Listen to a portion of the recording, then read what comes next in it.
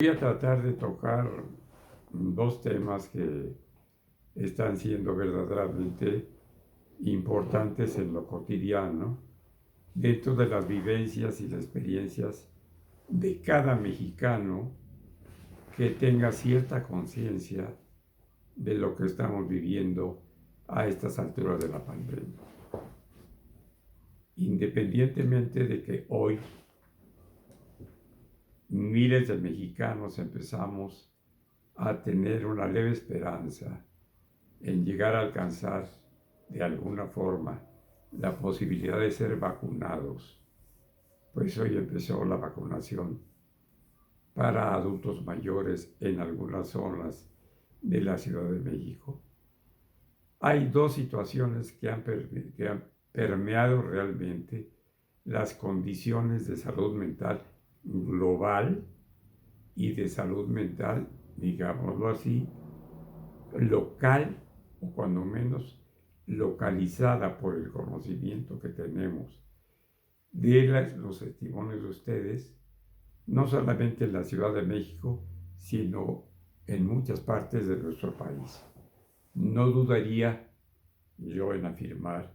que quizá en todo el país.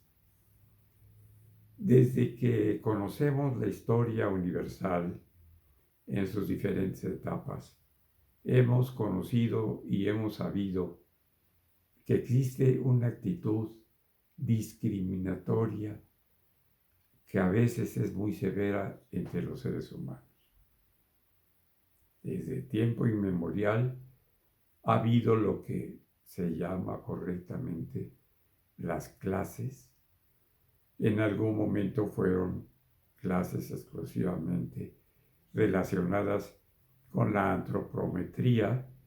la posibilidad que en la evolución hayamos unos tendido a ser cromañones y otros neandertales, y un tercer grupo recién estudiado en una parte de Asia. Pero de ahí, de esas grandes diferencias antropométricas, antropológicas, que han sido descritas perfectamente en la actualidad, provienen infinidad de épocas, circunstancias, culturales o no, de lo que ha sido la discriminación por clases entre los seres humanos. Después, por razas, por colores de la piel, por ideologías, por ideas religiosas, por divisiones físicas entre un territorio y otro, y posteriormente por una cantidad mayor de situaciones hasta llegar al día de hoy. Esa diferencia de clases que existe entre los que se sienten los ricos y los pobres. Últimamente aquí los fifís y los que llaman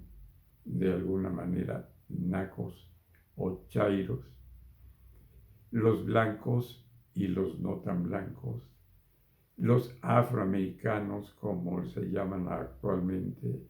en una forma eufemística, y llamamos a algunos todavía los negros, los morenos, los blancos, los mulatos,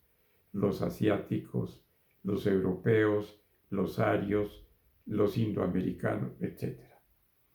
Y ahora, pues en las épocas más recientes, las preferencias sexuales, los grupos LGBT, etc. Pero jamás habíamos visto una discriminación tan severa entre los pares, entre los iguales, entre los hermanos, entre las familias, entre la pareja, entre los hijos y los padres, como está causando como consecuencia gravísima la pandemia del COVID-19 que estamos viviendo todos. Pareciera que recordamos aquellos tiempos en que todavía nos permitíamos el lujo de acudir a lo que llamábamos la doctrina, o nos llevaban forzadamente nuestras tías abuelas o nuestras abuelas a aprender las ideas religiosas del Antiguo y del Nuevo Testamento, resumidas al pequeño saber de las catequistas. Pero nos hablaban de que había una época, ya en la época cristiana, ya en el Nuevo Testamento, donde el temor hacia los leprosos era terrible. Ahí está la parábola de Lázaro, hermano y de unas primas, y seguramente también primo de Jesús, el Cristo, y lo que siguió después, hasta la inclusión de los leprosarios como una parte importante de la salud pública de algunos países ya en el siglo XIX. Otras enfermedades, la última de ellas, el virus de inmunodeficiencia adquirida, pero han sido infinidad de problemas que han causado una división muy peculiar y una exclusión muy severa de los enfermos. Quiero imaginar a finales del siglo XV y todo el siglo XVI lo que significó la cantidad de millones de indígenas mexicanos que fueron contagiados por la viruela y fallecieron en una depredación brutal de la población inicial que tuvo lo que después fue la Nueva España y posteriormente lo que llamamos México el día de hoy. Pero ¿qué pasa cuando tenemos en una persona cercana, un familiar, una pareja, un hijo, un hermano, un cuñado, un sobrino, un amigo, un compañero de trabajo, un jefe del trabajo, un subordinado, cualquier tipo de relación que tengamos con alguien que sabemos que está padeciendo COVID? Inmediatamente la reacción no solamente es de desapego, de miedo, de separación, de angustia, es de una verdadera marginación y exclusión del otro.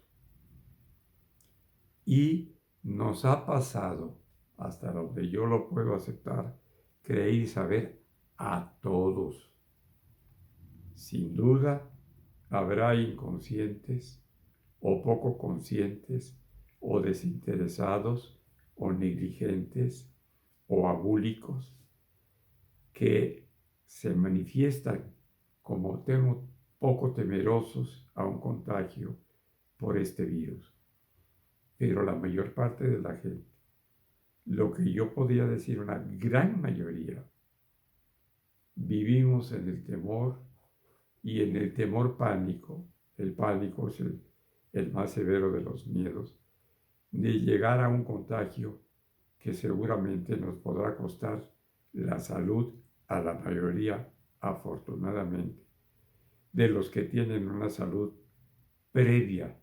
casi perfecta, y la vulnerabilidad de los que somos viejos o tenemos algún padecimiento crónico, como así ha sido señalado con los que padecen obesidad o diabetes, hipertensión y, por qué no decirlo, incluso las embarazadas. Entonces, ¿qué está pasando? Que los enfermos que han logrado sobrevivir han vivido una marginación y exclusión que resulta dolorosísima y a veces intolerable, porque sus seres queridos, los más queridos, no se atreven aún a recibir un trato cotidiano como el que antes de la pandemia se llevaba a cabo. Esta situación de marginación, de exclusión, es una forma discriminatoria gravísima, similar a aquellos relatos bíblicos con los leprosos, similar a lo que sucedió en Europa durante la peste negra o la peste bubónica, similar a lo que sucedió con la influenza española en 1918. Pero ¿qué pasa el día de hoy que estamos sobradamente informados y desinformados de lo que puede acontecer si estamos o establecemos un contacto cercano a alguien que padece o padeció una enfermedad de este tipo? puedo asegurar, sin duda alguna, que no hay un ser humano que no entre en estrés o en miedo pánico. Y no encontramos los médicos psiquiatras una forma adecuada de ser terapeutas de quien padece este miedo pánico, porque para nosotros mismos, como médicos tratantes, la reacción emocional, conductual y afectiva frente al enfermo es idéntica. Los médicos que tienen que estar, por ejemplo, al pie del cañón frente a las situaciones de urgencia de los infectados o de los probables, los vemos cubiertos de pies a cabeza con sus pijamas quirúrgicas, con sus mascarillas, sus lentes y sus micas para evitar el contagio y en muchas ocasiones, incluso con guantes. Y los médicos del segundo y tercer nivel que ya tratan a los hospitalizados todavía más. Y el pánico entre el personal de enfermería, pero sobre todo el personal que tiene que estar en los hospitales para todo lo que es mantenimiento y limpieza. Imaginémonos nada más cómo están. Si carecen de los insumos de protección más elementales en la mayor parte de las instancias e instituciones de salud pública en el país. Y si las autoridades competentes de salud no han resuelto, porque no lo han resuelto y lo tenemos que decir, de la manera más eficiente, el problema de la pandemia, el problema de la epidemia y de la información al respecto, porque sigue siendo la información confusa, mucho más confusa a veces con los síntomas de la enfermedad, las formas de tratamiento, los medicamentos adecuados y la forma en que se van a hacer la vacunación masiva. Imaginemos que no han tenido en consideración lo que significa la salud mental y las consecuencias de la enfermedad mental grave, como puede ser el estrés postraumático, tanto en pacientes como en la gente cercana a los pacientes, y no han hecho una sola recomendación visible en las redes sociales o en la prensa escrita o en lo que ustedes tengan acceso como medio de comunicación para saber qué está pasando, cuál es la gravedad de esta discriminación y cuáles son las consecuencias terribles en el estado de ánimo, sobre todo de los que ya lo padecieron y lo superaron,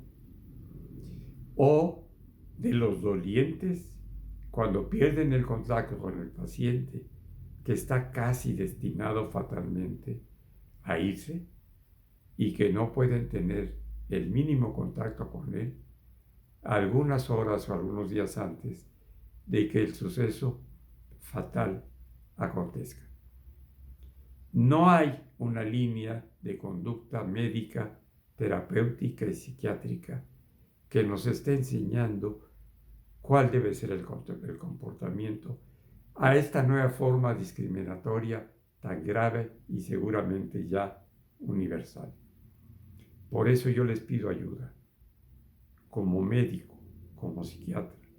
¿Qué están haciendo ustedes para modificar esa actitud de exclusión, de verdadera discriminación total, cruel, podríamos decir que inhumana y desleal